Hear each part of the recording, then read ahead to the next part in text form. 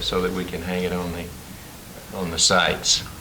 I'll go ahead and kick it off. On behalf of the Crockett Policy Institute, and particularly our Soldier to Civilian program, welcome to this panel discussion on precision agriculture. Precision agriculture has become a big buzzword, but it has a lot of substance to it. And today, as we go through this discussion, our goal is to bring out some of that substance and discuss sort of where we are and where we may be going in the future. We have a very outstanding panel, with one exception, me. We've got Dr. Jerry Gresham, who will be the moderator. Dr. Gresham was a dean at UT Martin. He's had a long and distinguished career as a professor, educating agriculturalists, and we appreciate him doing the moderation. Ben Moore is a farmer from the Dresden area, and his wife Jennifer farm about 3,400 acres, and they have been Farm Bureau's Young Farmers of the Year. So he knows where the rubber meets the road. Brad Thompson has been involved in economic development on several levels. He was involved as a staffer for Congressman John Tanner on the 8th Congressional District, and of course the 8th District is mainly rural, with agriculture being the predominant industry. And now he's over at Martin, where they do a lot of good things, including the annual soybean festival, so we're glad to have here.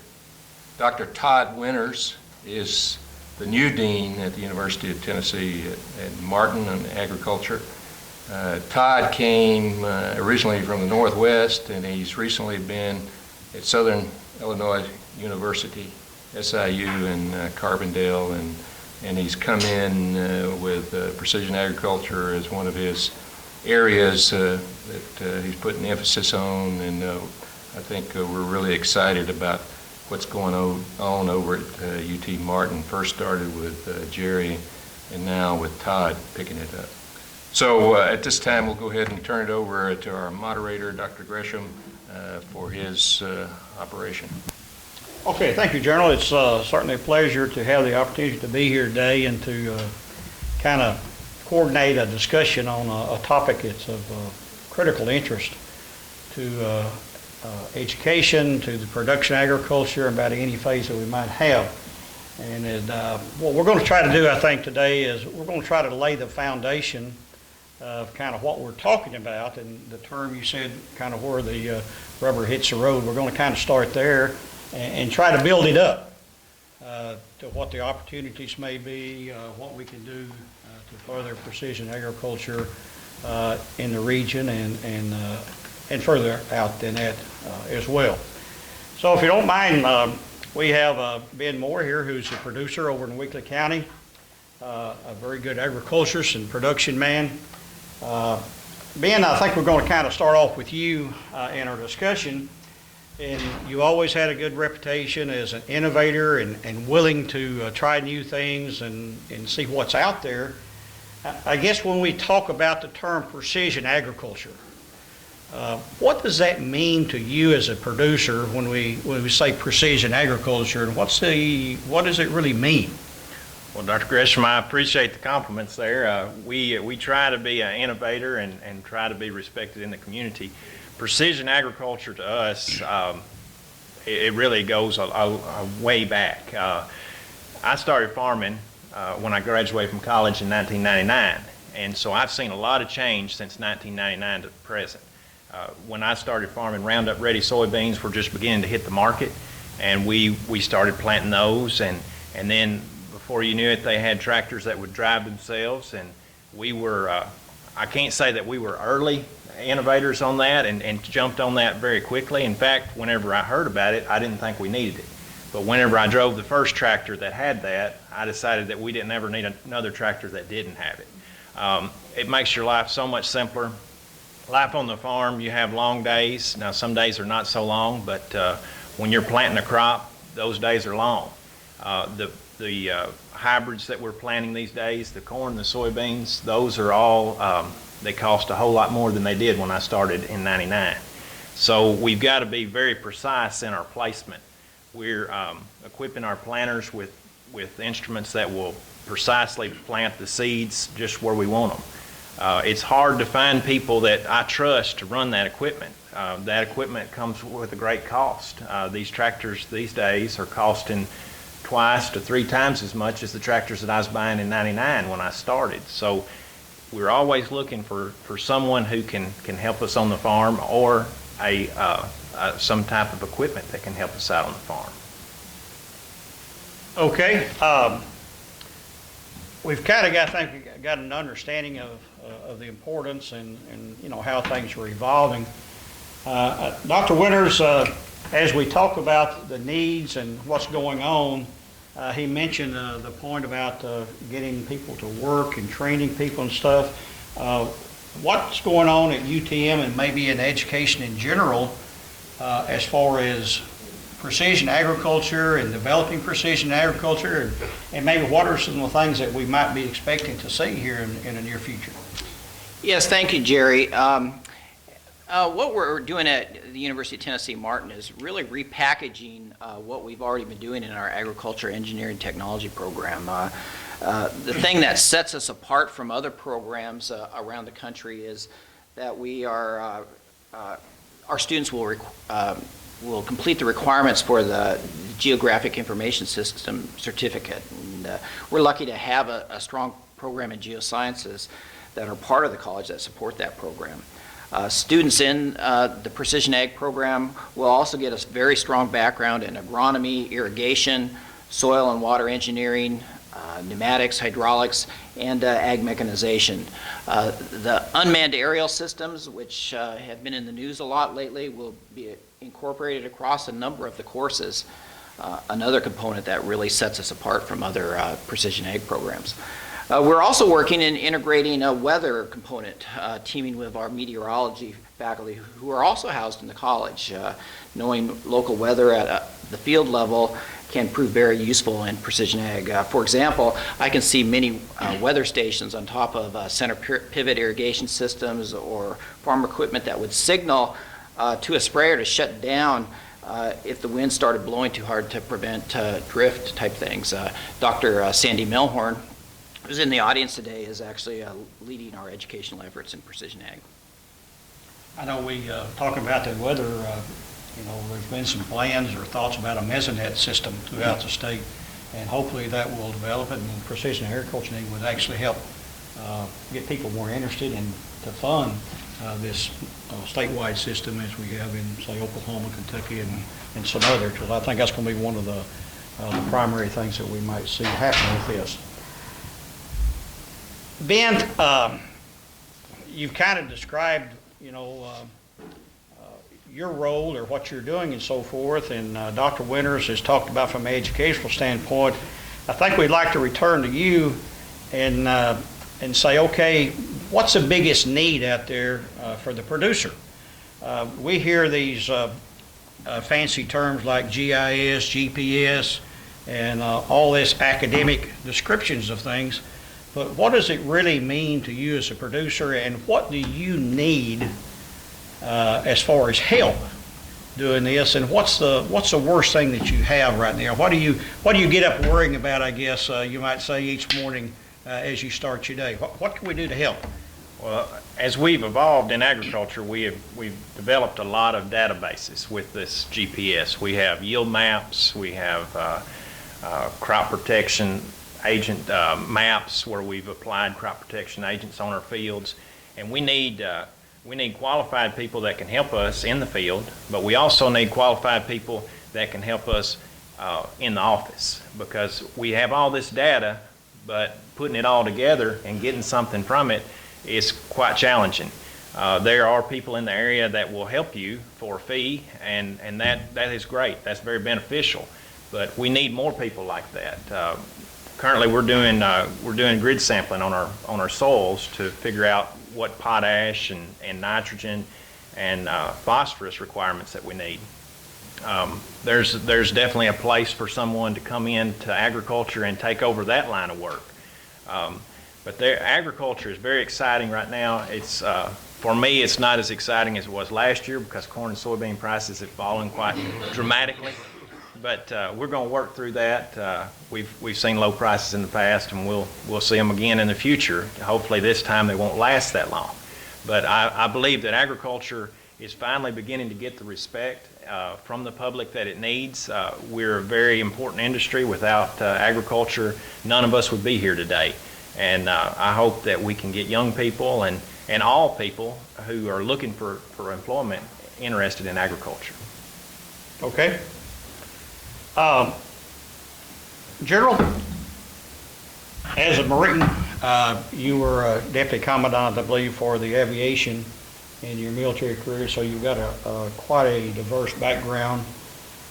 It really represents agriculture and military service as well.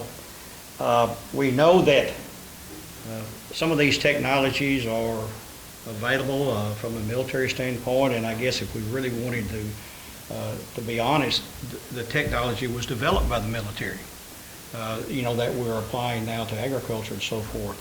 So how do you see that we can integrate some of the experiences from the military standpoint and what technologies they have into agriculture, or can we do that? Well, I think we can. When I graduated from the University of Tennessee at Martin in 1972 with a commission in the Marines and a degree in agriculture, I told my young bride, I said, honey, 3 years and we're going to be back in the farm. That was 36 years before I made it back to Crockett County. But over that time, it became somewhat amazing to me, the technology that had been developed by the military and then had been successfully adapted in the commercial world. One of my favorite examples is the U.S. Navy, believe it or not, since I'm a Marine. But Teddy Roosevelt, of course, was famous for creating the Great White Fleet. And he was able to do that because he demanded, and the others, that the U.S., that our nation, develop our steel industry. At that time, we could buy steel better and cheaper from England and Germany than we could build it in the United States. And we made a decision that we were not going to build our Great White Fleet out of British or German steel. We were going to do it out of American steel. And as a result of that, by the time we got to World War I, we were the #1 steel producer in the world. Our steel was the best, and it was the cheapest. And that's just one example. There are many others. The airplane. As it was being developed, the military took it. I'm an aviator, and so interesting to read about such things as carrying the airmail in the 1930s. The development of the ability to follow radio waves across the nation during periods at night or in inclement weather.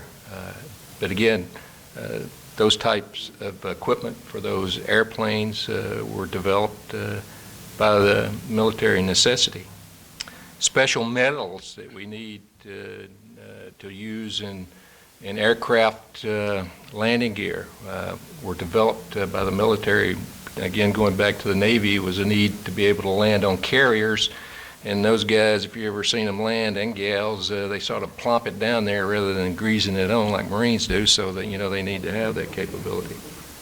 And another character that's in my Hall of Fame is a little old 105-pound female admiral by the name of Grace Hopper.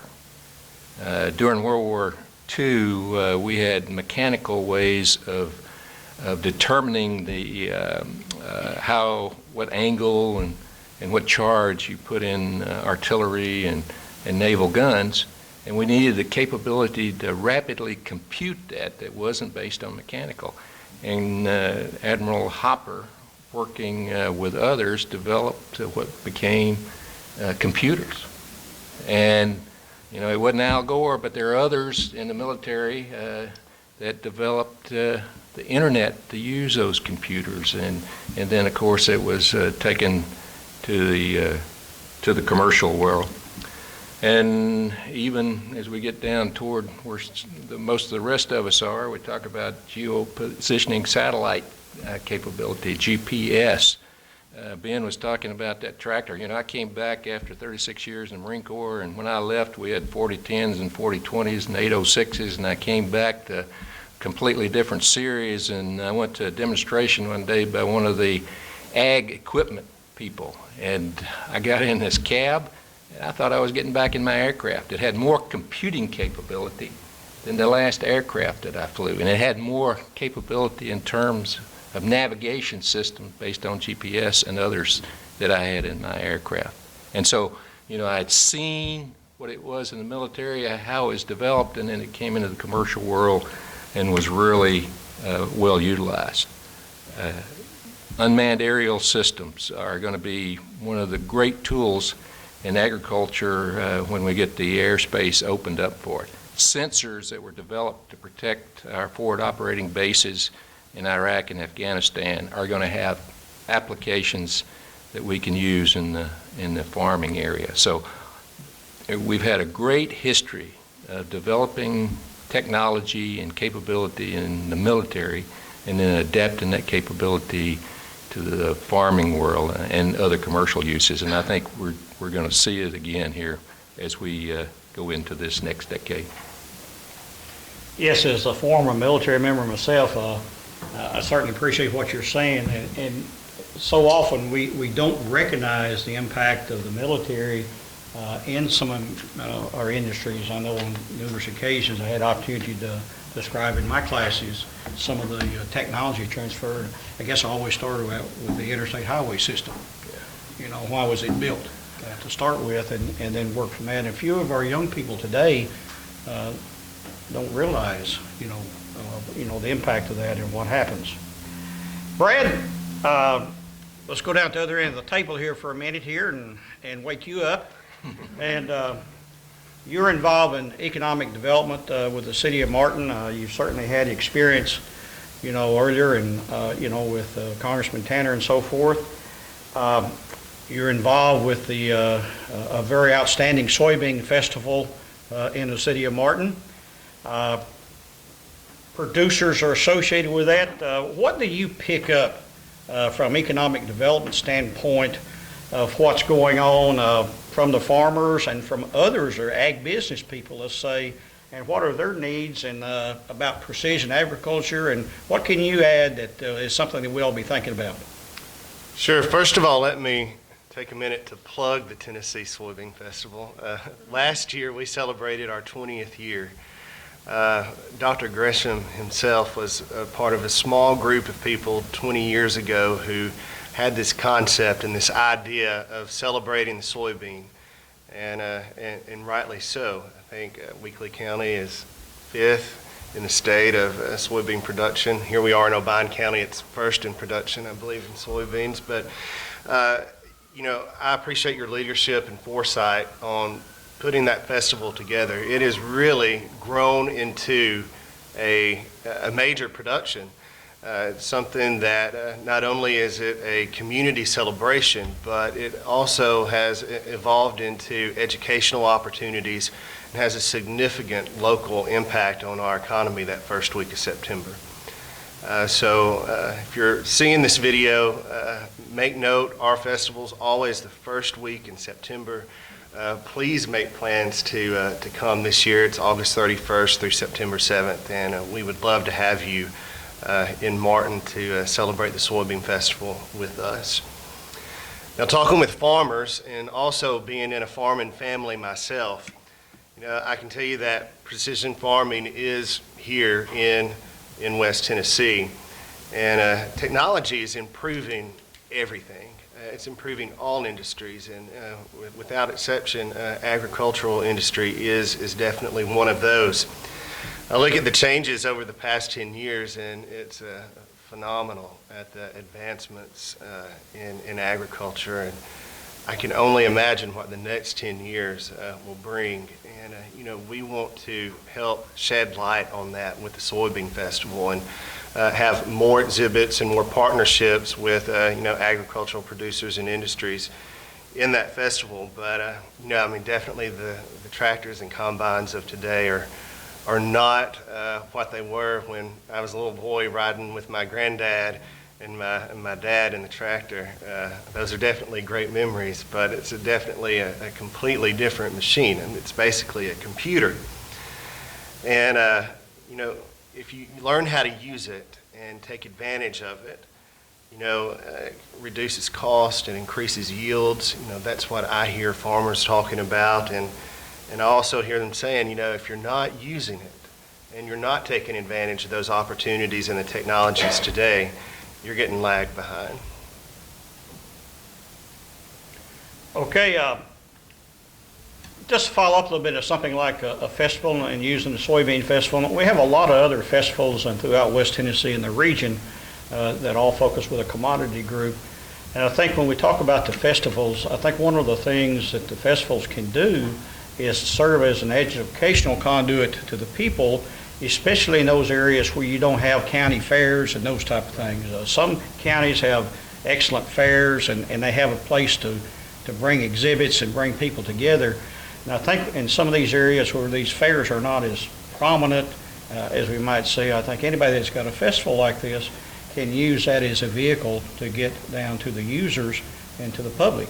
And whatever we're talking about, a lot of it is education, misconception, misunderstanding of what's going out there. And when we talk about misunderstanding, we might turn back to the general here a minute. We briefly touched on unmanned aircraft or drones, and we're certainly going through some discussions about the use of these types of vehicles, various reasons, pros and cons. We hear a lot of great uses that's planned with Amazon's going to deliver it to your door, and we're going to deliver beer to ice fishermen in Michigan or somewhere like that. You have all types of opportunities. But when we really get down to it, there are concerns out there in some people's mind. And can you bring us up to speed maybe where we are in this phase of the industry, and what do you see the impact of what's going to happen go forward here? Well, I tell you, as Yogi Berra said, it's deja vu all over again. I think in the military, I was a pilot, and pilots are supposedly have egos and all, and when we went into this war that we're fighting now, those of us that flew and all could not imagine being able to use or wanting to use unmanned aircraft in any kind of real way. But we found out we were wrong. Unmanned aircraft became a critical element in being able to be successful. Allowed us to put stuff out there to see over the hill. The infantrymen could launch them and recover them. I think one of the times it really brought this back to me was sitting in a command center in Iraq and looking at the screens of multiple orbits of unmanned aerial vehicles and seeing what was going on. We were getting a situational awareness, the term we use in the military, over battle space that we hadn't had before, because we were able to keep something out there that was cheap enough to operate and had the capability to be able to use that. And I think as we look at what's going on today, we're struggling just like we did in the military in those early days to accept it and get it into play and figure out how we're going to integrate it with the other stuff that we've got operating and flying. The FAA has the responsibility for publishing rules and procedures and making sure that the aircraft, unmanned aircraft, can be integrated into the national airspace safely. And one of the big elements that's going to have to be cracked is see and avoid. You can go out there and you can fly around and you can be on instrument flight plans, telling everybody where you're going to go and all, but you got to have the capability, if there's something that comes up there, to avoid that capability. So there's a lot of work going on now to make sure that we've got the capability in those aircraft before they fly high. Probably, and again, the FAA has a mandate by Congress to ensure that by 2015 that we start doing this. Is the first way that we may be able to do it is by airspace altitude deconfliction, Right now, you can go out, anybody in this room can go out and purchase a model airplane, and as long as it's less than 55 pounds, you can fly it below 400 feet around the area, as long as you're not in restricted airspace. So what we're starting to see is people are stretching the definition of the hobbyist use, and I got an email the other day. There's a equipment company headquartered in Kentucky that sold 18 UAS systems to farmers so that they can use them as a hobby, I'm sure. But it has a great camera on it that can tell how much chlorophyll is in the plant and so forth. So 2015 is when we're supposed to start opening the airspace up to unmanned aerial vehicles. It'll probably be the small ones first. There are 6 sites right now that are developing those capabilities, the processes and procedures.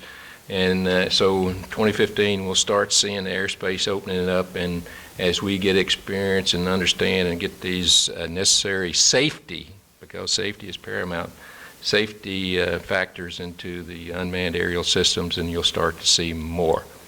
When we do this, one of the things that will always be paramount is our personal freedom.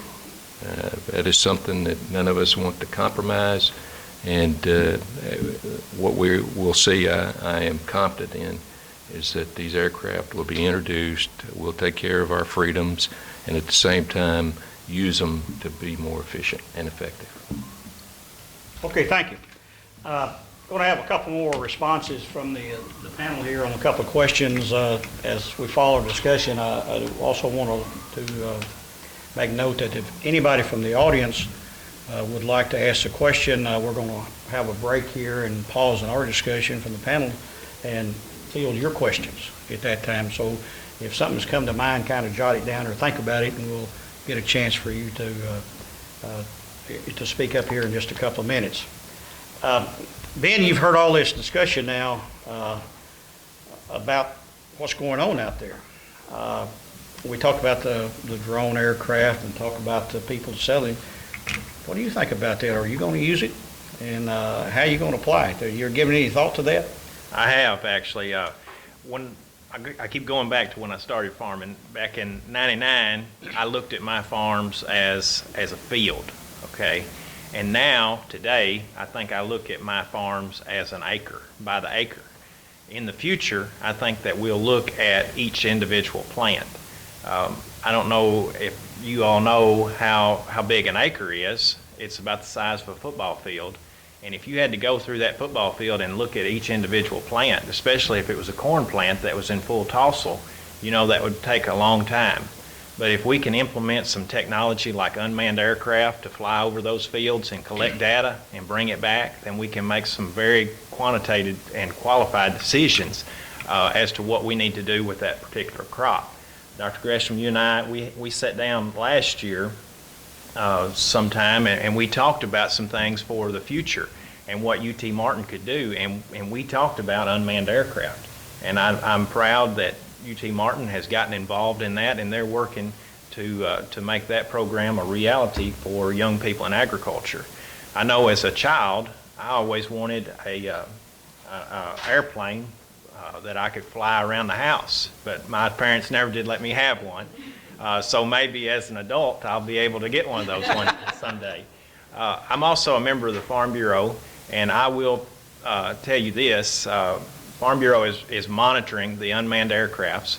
I could not see how anybody would have a problem with that in agriculture until I talked to one of my friends who's also a Farm Bureau member, and he was talking about how that could be an invasion of privacy.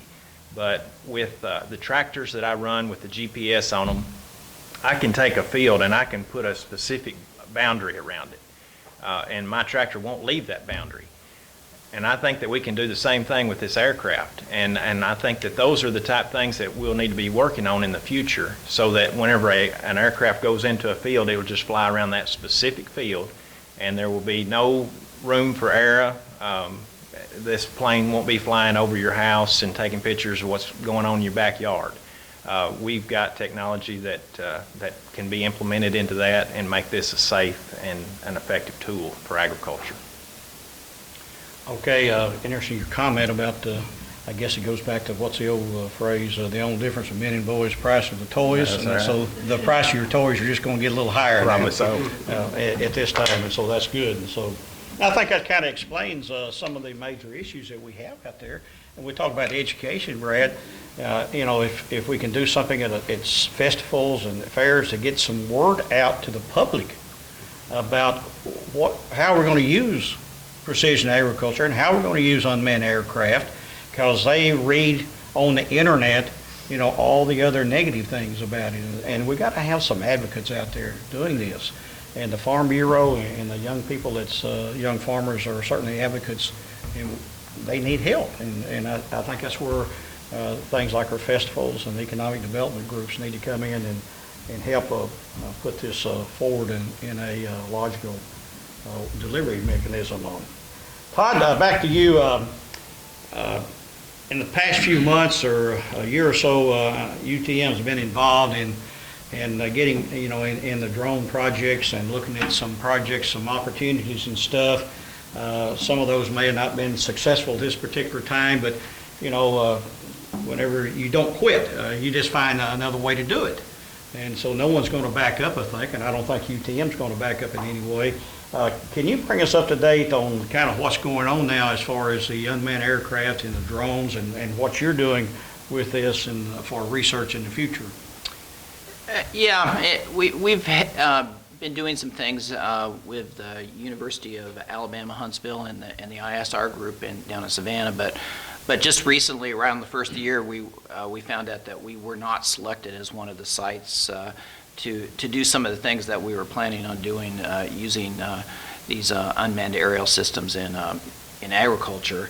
But closed doors open new ones, and we're in the process of purchasing a small unmanned aerial vehicle, a quadcopter, to use in demonstrations. And we're in the very early stages of getting what you call an FAA training license, so we're going to be able to fly these vehicles. And as the general already told us, there's some other things that we can do in the hobby avenue as well. What we plan to do is with this new vehicle is to work with local farmers like Ben, who are interested in the technology for our imaging studies that were started last year in Savannah at the ISR facilities. Some of these studies may actually be done initially with manned vehicles, so we can calibrate the cameras and fine-tune some of the protocols. Dr. Philip Smart, who's in the audience today, has been leading these research efforts with the unmanned aerial systems, along with other UTM faculty. Dr. Smart, Natural Resource Management professor, also has a very strong background in technology and aeronautics. Okay, let's kind of divert just for a few minutes here and ask the audience. As we have talked about the different things, pros and cons